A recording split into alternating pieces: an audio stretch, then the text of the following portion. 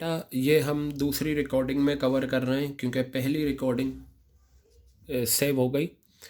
अब मैं बता रहा था आपको क्वेश्चन नंबर 8 में 25,000 माइनस 5,000, यहाँ पर मैं बता रहा था all money was duly receive except from Sundar holder of 100 shares. Holder का मतलब इसे हमने 100 शेयर्स अलॉट करे थे, ठीक है, इसे हमने 100 शेयर्स अलॉट करे थे।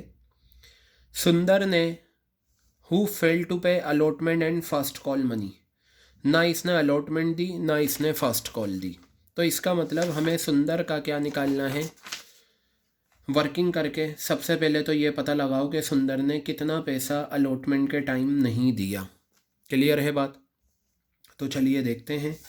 आप ये देखिए कौन है शेयर होल्डर, सुंदर, और सुंदर को हमने कितने शेयर्स दिए थे अगर हम देखें बेटा, सुंदर के पास शेयर्स थे 100।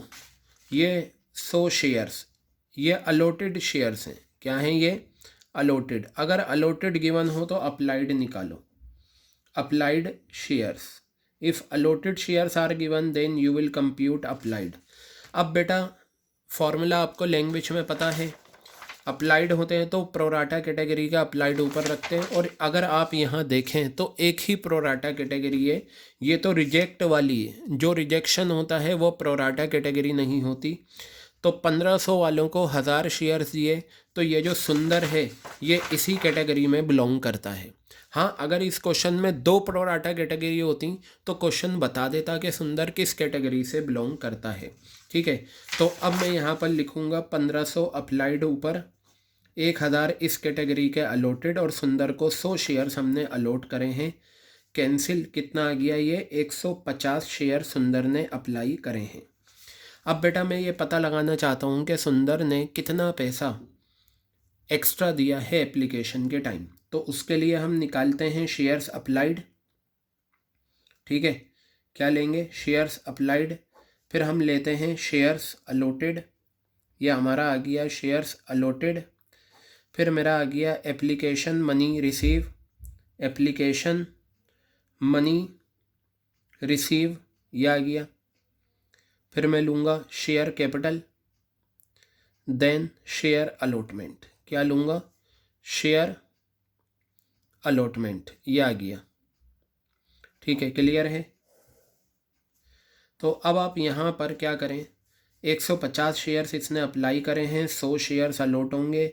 150 शेयर्स पे एप्लीकेशन पे कितने रुपए आए हैं? 10 रुपये।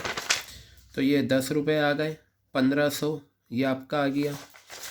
शेयर कैपिटल में अलॉटेड शेयर्स जाते हैं 100, 10 रुपये के हिसाब से 1000, दोनों का डिफरेंस 500। तो पता चल गया कि 500 रुपये एक्स्ट्रा अलॉटमेंट के टाइम हमें एडजस्ट करने। अब मैं यहाँ पता लगा लेता हूँ अलॉटमेंट मनी ड्यू। क्या लूँगा? अलॉटमेंट मनी ड्यू, ये लीजिए। कितने शेयर्स हैं सुंदर के पास? 100। एक शेयर पे देखिए अलॉटमेंट कितना बनता है। एक शेयर पे अलॉटमेंट है 25 रुपये, तो मैं यहाँ पर लिखता हूँ 25। 2500 रुपये अलॉटमेंट के टाइम मुझे लेने हैं। लेकिन सुंदर ने जब एप्लीकेशन का पैसा दिया था तो 500 रुपये एक्स्ट्रा दे दिए थे, और कंपनी ने ये कहा था कि जब हम तुमसे अलॉटमेंट का पैसा मंगाएंगे तो हम 500 रुपये कम करके मंगाएंगे। सुंदर से अलॉटमेंट के टाइम 2500 रुपये लेने हैं, 500 रुपये एक्स्ट्रा जो उसने एप्लीकेशन के टाइम दे दिए। मैं यहाँ लिखता हूँ axis application money, axis application money कितना आ गया? 500। तो अब देखते हैं 2000 रुपये सुंदर से लेने हैं अलॉटमेंट के, जो उसने नहीं दिए। Allotment money not receive, allotment money not receive, ये वो 2000 रुपये हैं जो सुंदर ने नहीं दिए। बेटा हर क्वेश्चन में हमें ये करना पड़ता है। अगर ओवर सब्सक्रिप्शन का क्वेश्चन है और उसमें कोई शेयर होल्डर अलॉटमेंट का पैसा नहीं देता तो हमें क्या करना पड़ता है, ये इस तरह की वर्किंग करनी पड़ती है। 3 हिस्सों में मैं इस वर्किंग को बांटूंगा। पहले हम ये पता लगा लेते हैं कि अगर अलॉटेड गिवन है अप्लाइड कितने हैं, या अप्लाइड गिवन है अलॉटेड कितने हैं। फिर एक छोटी वर्किंग बनाते हैं एनालिसिस, जिसमें हम ये पता लगाते हैं कि सुंदर ने कितना पैसा एक्स्ट्रा दे रखा है अलॉटमेंट का, और यहाँ हम लैंग्वेज में लिखकर ये पता लगा लेते हैं। तो ये 2000 रुपये आप यहाँ लिखेंगे। 25 माइनस 5 20, 2000 गए, 18,000 रुपये आपके ये आ गए। ठीक है, तो ये आपके 18,000 रुपये आ गए हैं अलॉटमेंट के। अब आगे बढ़ते हैं। आगे अगर आप निकालें तो सबसे पहले आप फर्स्ट कॉल की एंट्रीज करिए, क्योंकि क्वेश्चन ने फर्स्ट कॉल के बारे में भी कहा है कि उसने फर्स्ट कॉल का पैसा नहीं दिया। तो आप यहाँ लिखेंगे share first call account debit, share first call account debit to share capital, share first call account debit to share capital account. Clear है? कितने शेयर्स अलॉट करे थे कंपनी ने? 1000 शेयर्स ये रहे। तो आप 1000 शेयर्स यहाँ लिखें और इसे मल्टीप्लाई कर दें। फर्स्ट कॉल का अमाउंट कितना है? 40 रुपये। लीजिए बेटा 40 रुपये ये आपके आ गए। कितना हो गया ये? 40,000। और ये कितना हो गया? 40,000। अब आप फर्स्ट कॉल का पैसा मंगाएं।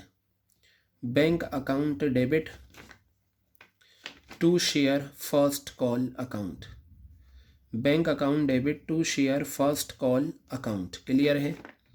तो यहाँ देखिए 40,000 रुपये आपको लेने हैं माइनस। ठीक है, अब ये कौन था पर्सन? सुंदर। सुंदर ने देखिए फर्स्ट कॉल का भी पैसा नहीं दिया। तो सुंदर का तो जो पैसा, देखिए जो पर्सन पैसा नहीं देता हम वो डायरेक्ट माइनस कर देते हैं। सुंदर को देख लीजिए अलॉट कितने करे थे? 100 शेयर्स। आपको लेने कितने हैं? 40,000। 100 शेयर सुंदर को दिए थे। ठीक है, और एक शेयर पे उसने 40 रुपये के हिसाब से नहीं दिया। तो 40,000 में से 4,000 गए, 36,000 रुपीज़ आपके पास आए फर्स्ट कॉल के। क्लियर हो गई बात? और बेटा एक लाइन देखना यहाँ क्या लिखा हुआ है आखिर में, final call has not been made. Final call बनी ही नहीं है, क्रॉस, यानी कि इसकी 2 एंट्रीज नहीं होंगी। क्लियर हो गई बात? अक्सर ये क्या करते हैं, सबसे आखिर में एक सेंटेंस लिख देते हैं कि फाइनल कॉल नहीं बनी। तो आप क्वेश्चन को पूरा पढ़ा करें। आ रही है बात समझ में? अब मैं बस यहाँ क्या करूँगा, फॉर फीचर की एंट्री करूँगा। फॉर फीचर में कॉन्सेप्ट देखिए, प्रीमियम पर शेयर्स इशू हुए थे ओरिजिनली प्रीमियम पर। तो मैंने बताया था रिकॉर्डिंग 11 में कि आप ये देखिए, अगर प्रीमियम पर इशू हैं, प्रीमियम आने के बाद फॉरफिट हुए या प्रीमियम नहीं आया और शेयर फॉरफिट हुए, उसने ना अलॉटमेंट दी ना फर्स्ट कॉल दी। अगर अलॉटमेंट नहीं दिया तो इसका मतलब उसने प्रीमियम भी नहीं दिया, और प्रीमियम जब नहीं आता तो प्रीमियम भी क्या होता है? डेबिट होता है। तो चलिए मैं यहाँ पर क्या करता हूँ, फॉर फीचर की एंट्री करता हूँ। सबसे पहले मैं लिखूँगा शेयर कैपिटल अकाउंट डेबिट, ये आ गया। और प्रीमियम नहीं आया, securities premium reserve account debit, securities premium reserve account debit, securities premium reserve account debit. और बेटा जो पैसा नहीं आता वो उसी नाम से क्रेडिट। क्या नहीं आया? अलॉटमेंट। क्या नहीं आया? First call. ये इसी नाम से आप क्रेडिट करेंगे। तो आप यहाँ लिखिए टू शेयर अलॉटमेंट अकाउंट। क्या लिखेंगे? To share allotment account. फिर आप यहाँ लिखेंगे टू शेयर फर्स्ट कॉल। ठीक है, और जो पैसा आ चुका है टू फॉरफिटेड शेयर्स। आप क्या लिखेंगे? To forfeited shares account. Clear है बात ये? अब यहाँ देखिए कितने शेयर्स हैं जो फॉरफिट हुए हैं? 100। और आपको पता है जब भी ओरिजिनली शेयर्स प्रीमियम पर इशू होते हैं तो हम लेते हैं called up excluding premium. Final call बनी नहीं तो ये कॉल्ड अप में नहीं आएगा। 10 रुपये एप्लीकेशन के मांगे, 10 रुपये मिल गए। कितना कॉल्ड अप? 10 रुपये। 25 रुपये अलॉटमेंट के मांगे, 25 रुपये नहीं मिले। कितना कॉल्ड अप? 35। 40 रुपये फर्स्ट कॉल के मांगे, नहीं मिले। कितना कॉल्ड अप? 75। 75 में से 5 रुपये का प्रीमियम हटा दो, 70 रुपये बचे। ये आ गया 7,000 रुपीज़। क्लियर है। यहाँ 100 शेयर्स हैं और एक शेयर पे प्रीमियम कितना है, 5 रुपये का। तो ये आपका 5 रुपये का प्रीमियम आ गया। कितना हो गया ये, 500 रुपये। अब बेटा मैंने बताया था इसका मतलब होता है वो पैसा अलॉटमेंट का जो सुंदर ने नहीं दिया। ये हम ब्रैकेट में इस तरह से कैलकुलेट करके नहीं निकालते, बल्कि ये वर्किंग का जो आंसर होता है यही ये आंसर होता है। देखिए क्या लिखा हुआ, अलॉटमेंट का पैसा जो सुंदर ने नहीं दिया, 2,000 रुपये नहीं दिए, मैं यहाँ 2,000 रुपये लिख देता हूँ।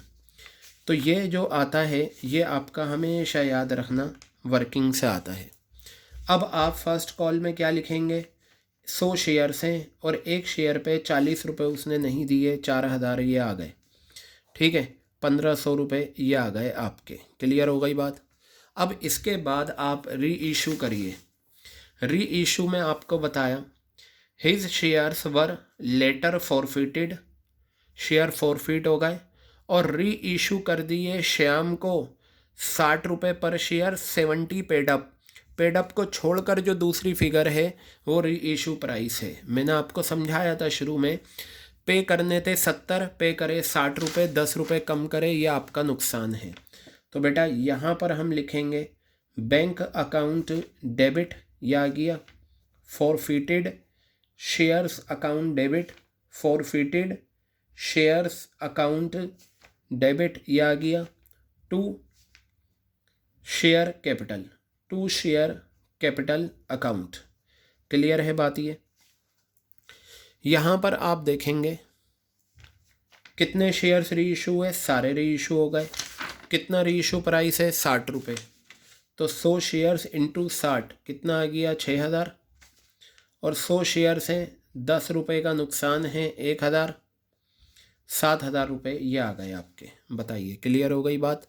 अब कैपिटल रिजर्व की एंट्री बनाइए, forfeited shares account debit, forfeited shares account debit to capital reserve, forfeited shares account debit to capital reserve account.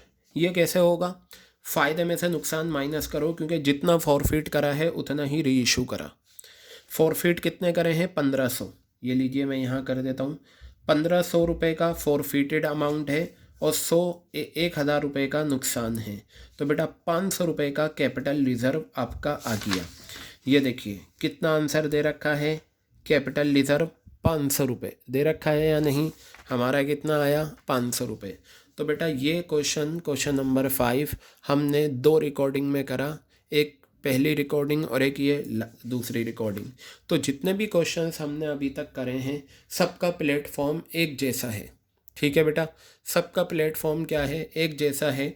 आपको एनालिसिस टेबल बनानी है, ये अमाउंट निकालने के लिए छोटी वर्किंग करनी है, फिर जब फॉरफीचर की एंट्री करो तो अलॉटमेंट का पैसा यहाँ से लेना है। इस तरीके से ये क्वेश्चंस आपके होते हैं।